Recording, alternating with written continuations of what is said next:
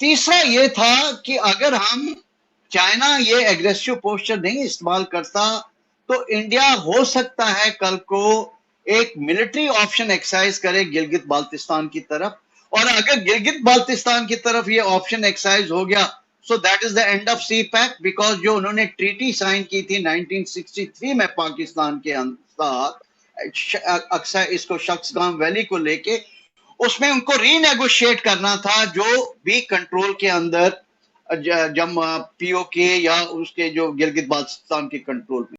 तो दोस्तों, आज मैं आपके लिए पाकिस्तानी मीडिया की जो वीडियो लेकर आया हूं, इस वीडियो के अंदर आप देखने वाले हैं कि जो एक इंडियन जर्नल है बीके शर्मा, उन्होंने इस वीडियो के अंदर कितनी बढ़िया बढ़िया बातें की है और चीन और इंडिया के बीच जो तनातनी बनी है उसकी असली वजह भी उन्होंने बताई है।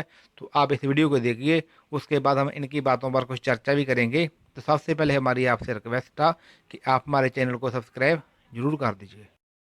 दो सवाल आपसे पूछना चाहता हूं मैं और इनको ग्रुप करना चाहूंगा, आप साथ में ही जवाब दे दें तो बेहतर होगा।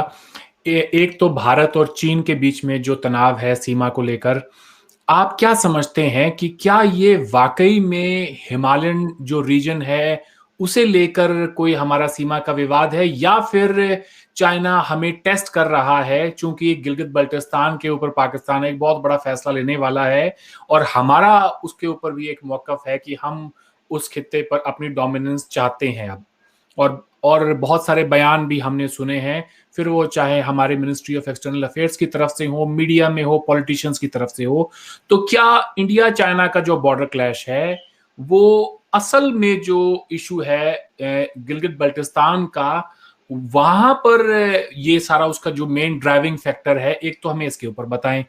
दूसरा हमें ये बताएं कि भारत और चीन के दरमियान इस कशीदगी के अंदर पाकिस्तान ने जो खामोशी का रवैया इख्तियार किया हुआ है उसके पीछे क्या खास वजह है?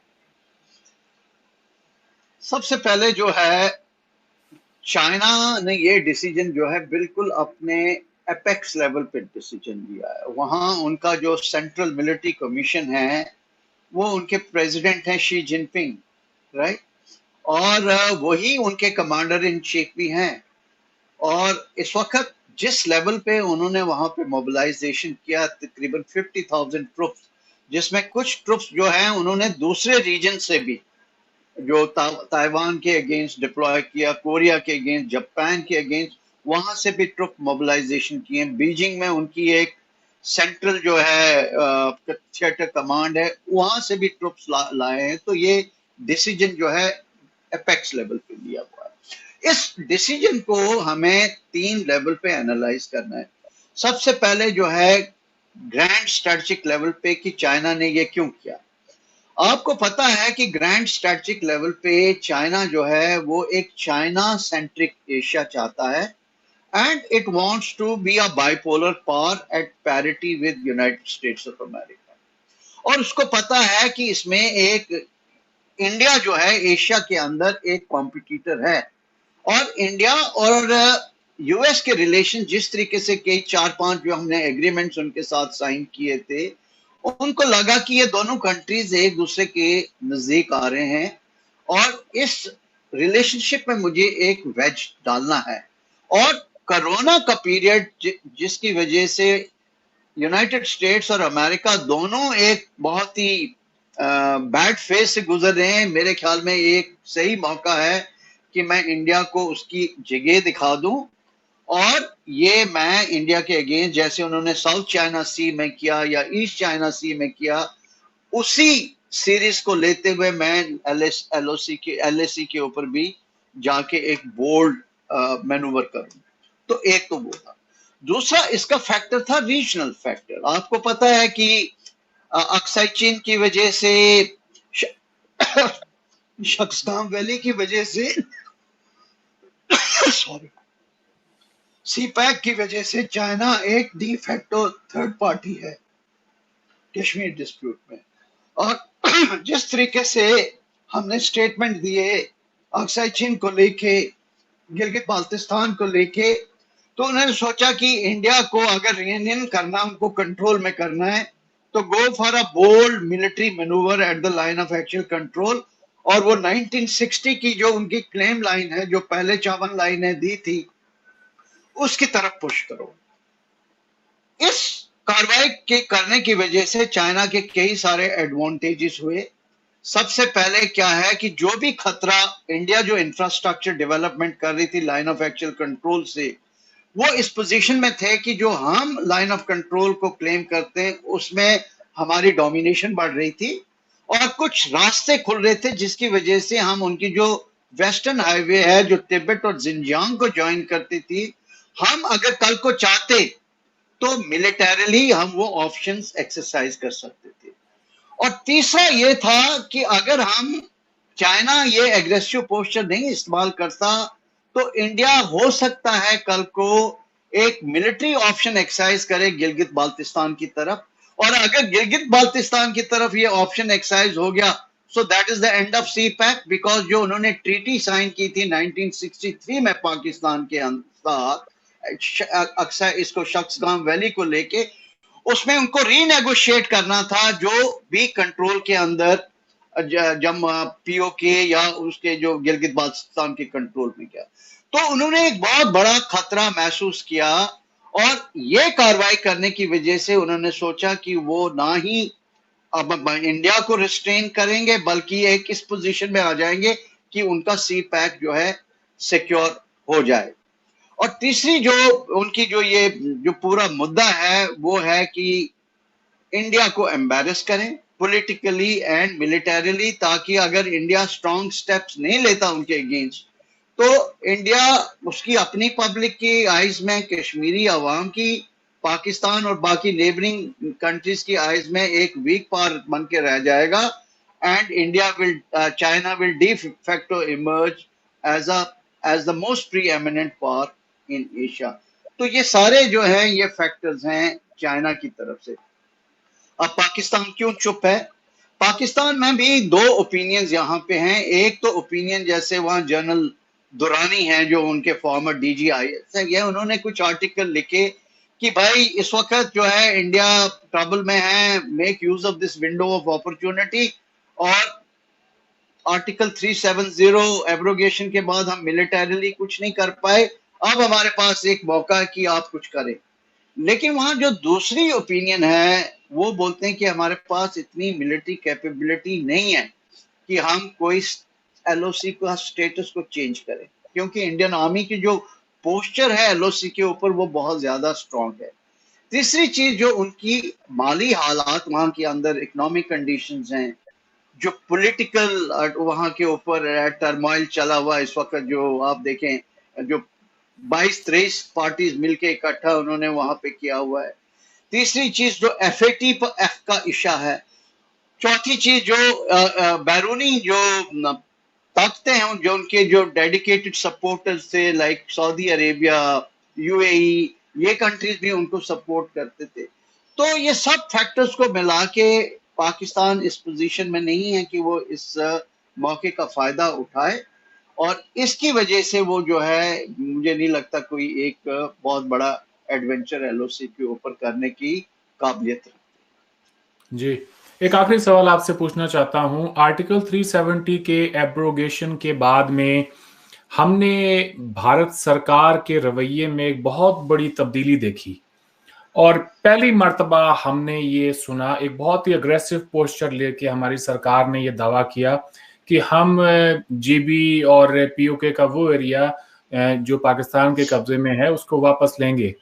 तो आप क्या समझते हैं अब जबकि भारत कोरोना वायरस से भी लड़ रहा है, वो जो सारी हमारी उम्मीदें थी, एस्पिरेशंस थी, वो कितनी रियलिस्टिक हैं इस पोस्ट कोविड एरा के अंदर, और ये जानते हुए कि अब उस डिस्प्यूट के अंदर चाइना भी आ चुका है, इसके बारे में बताएं। देखें, ये स्टेटमेंट्स आप ब्लैक एंड व्हाइट में नहीं इनको इंटरप्रेट कर सकते। जो हर चीज जो गवर्नमेंट बोलती है उसके पीछे कई सारे जो हैं फैक्टर्स होते हैं। एक आप ग्रैंड स्टैंडिंग लें, बहुत सारे फैक्टर्स होते हैं। लेकिन एक चीज आप देखें कि इंडिया ने LOC को रिस्पेक्ट किया, शिमला माहिदे से पहले भी रिस्पेक्ट किया, शिमला माहिदे के बाद भी रिस्पेक्ट किया। अगर कोई कंट्री जिसने सारे एग्रीमेंट्स को वायलेट किया है तो वो पाकिस्तान है। आप कारगिल की कार्रवाई देखें, किस तरीके से वो कितने अंदर जो है आके घुस के आगे थे। और उन्होंने ये जो वॉर ऑफ 1000 कट्स है उसको भी अनलिश इंडिया के ऊपर किया, जो उनके रेगुलर लोग जो है मिक्सअप होके टेररिस्ट के साथ आके इंडिया के ऊपर उन्होंने लड़ाई छेड़ दी। तो क्या इंडिया सारी उम्र डिफेंसिव बना रहेगा कि हम अपनी जो पाकिस्तान की लड़ाई है हम इंडियन टेरिटरी के ऊपर करेंगे? तो इसलिए एक स्टेज आ गई है to call Pakistani bluff and say that if you can take recourse to violence and military actions against India, right? India also reserves the right, if you do not moderate your behavior, आप अपने behavior में changes नहीं करते, तो हमारे पास भी ये right है and capability है कि हम ये कार्रवाई कर सकते हैं। अगर आप एक छोटा वीक कंट्री के होने के बावजूद भी अगर आप इंडिया के अंदर एग्रेशन कर सकते हैं, तो हम तो थर्ड लार्जेस्ट मिलिट्री पावर है। तो अगर हम चाहें और कल को अगर पॉलिटिकल डिसीजन लिया जाए तो हम जाके अपने एरिया को वापस कर सकते हैं। अब इसका आगे इम्प्लीमेंटेशन करना है नहीं करना है, कोरोना है नहीं है, इन फैक्टर्स के अंदर मैं नहीं जाऊंगा, लेकिन मैं आपको इन सम एंड सब्सटेंस ये बोलता हूं कि इंडियन मिलिट्री के अंदर ये काबिलियत है कि वो इस किस्म के ऑपरेशंस कर सकते हैं। बाकी रहा international situation, regional geopolitical situation and the political will and the necessity to take this decision is a subsequent matter. I'll not get into it. जी, आपका बहुत बहुत धन्यवाद। इससे पहले कि हम आज के प्रोग्राम को ख़त्म करें, मैं चाहता हूं, आप तीनों ने एक दूसरे को सुना है और मुमकिन है कि आपके जहन के अंदर भी कुछ सवाल जवाब हों, कुछ ना कुछ आप कहना चाहें। तो जाने से पहले मैं हामिद बशानी साहब, शोक भांजी और जनरल साहब, आप तीनों की तरफ आता हूं। क्विकली 1-1, 2-2 मिनट में अपने पार्टिंग कमेंट्स दें। ओवर टू यू बशानी साहब, पहले आप बताएं, आप anything that you want to say. You've heard Ashok Bhanji and General साहब, जो कुछ भी आप कहना चाहें प्लीज डू। हैं इन दोनों बड़े लर्नड किस्म के लोग हैं, तो इस हवाले से चूंकि मेरा कमेंट तो यही है कि देखें ये सारी चीज़ें जाके जहाँ पे जुड़ती हैं वो एक पॉइंट है, और वो पॉइंट ये है कि क्या ये जो कुछ हम गुज़श्ता 70 साल से कर रहे हैं इसको कंटिन्यू ये सस्टेनेबल है, और अगर सस्टेनेबल है तो इस पे हमें कभी डिबेट करना चाहिए कि इसके जो है वो बेनिफिट्स क्या हैं और नुकसानात क्या हैं। दोस्तों, आपने इस वीडियो के अंदर जनरल बीके शर्मा की काफ़ी बातें सुनी। इसमें उन्होंने काफ़ी काम की बातें की हैं जो कि इंडिया और चाइना के अंदर जो तनातनी के बीच असली हकीकत है उसको बयान करने की कोशिश की है, जो कि काफ़ी हद तक उन्होंने सही बताया है। क्योंकि चाइना एक तो ये बात चाहता है कि इंडिया अमेरिका के करीब ना जाए, इसीलिए चाइना ने इंडिया के ऊपर प्रेशर बनाया अमेरिका से इंडिया को दूर करने के लिए, क्योंकि कुछ बातें अंदर की होती है जो कि मीडिया के अंदर नहीं आती, बातें बाहर नहीं आती। बट अंदर खाने इंडिया के साथ उनकी गटमट चलती होगी कि जिसमें उन्होंने कहा कि आप अमेरिका के साथ ये समझौता ना कीजिए, आप अमेरिका के साथ ये समझौता ना कीजिए, आप क्वाड में मत जाइए जो ऑस्ट्रेलिया, इंडिया, जापान और अमेरिका ने मिलकर बनाया है। तो ऐसी कुछ बातें होती हैं जो कि हमारे जो शत्रु है उनको पसंद नहीं आती। तो एक तो चाइना की जो इंडिया के साथ तनातनी है उनके बीच ये बात है कि अमेरिका के साथ इंडिया का जाना चाइना को पसंद नहीं आता, इसीलिए चाइना ने सोचा कि इंडिया को बॉर्डर के ऊपर प्रेशर में लाया जा सके। तो जो दूसरी बात है वो ये है कि चाइना नहीं चाहता कि इंडिया डेवलपिंग करे, और इसीलिए पाकिस्तान वार के जो उन्होंने पखारी देश है उसको इंडिया के पीछे लगा रखा है ताकि इंडिया और पाकिस्तान के बीच तनातनी बनी रहे और इसका जो फ़ायदा चाइना उठाता रहे।